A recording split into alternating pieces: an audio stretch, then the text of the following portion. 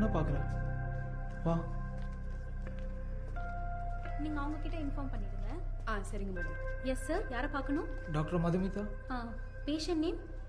Anuradha. Well Mrs Anuradha, உங்களோட reports நான் check பண்ணேன்.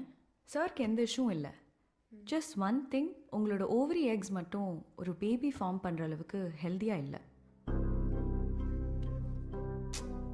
ஏன் ஏன் என்னாச்சு? ஏன் அப்செட் ஆகுறீங்க? இல்லை டாக்டர், எங்கள் 2 பேருக்குமே குழந்தைங்கன்னா ரொம்ப பிடிக்கும். கல்யாணம் ஆன 5 வருஷத்தில் மற்றவங்களோட கேலி கிண்டலை தாண்டி எங்களுக்குமே இந்த ஏக்கம் ரொம்ப வந்துருச்சு. வெயிட் வெயிட் வெயிட், அவங்க எக்ஸ் ஹெல்த்தியாக இல்லைன்னு தானே சொன்னேன், குழந்தைய பிறக்காதுன்னு சொல்லவே இல்லையே. சி, இந்த மாதிரி ப்ராப்ளம்ஸ் எல்லாம் இப்போ ரொம்ப காமன். இன்ஃபேக்ட் அதுக்கெல்லாம் ட்ரீட்மெண்ட் கொடுக்க தானே நாங்கள் இருக்கோம். பட் ஆனால் ஓகே, நான் உங்களுக்கு புரியுற மாதிரி எக்ஸ்பிளைன் பண்ணுறேன். இந்த மாதிரி கேசஸில் நம்ம டோனர்ஸ் கிட்டேருந்து தான் கருமுட்டையே வாங்குவோம். அதில் உங்கள் ஹஸ்பண்டோட ஸ்பெர்மை இன்ஜெக்ட் பண்ணி ஒரு சேம்பரில் சேவ் பண்ணுவோம். அங்கே தான் கரு உருவாகும்.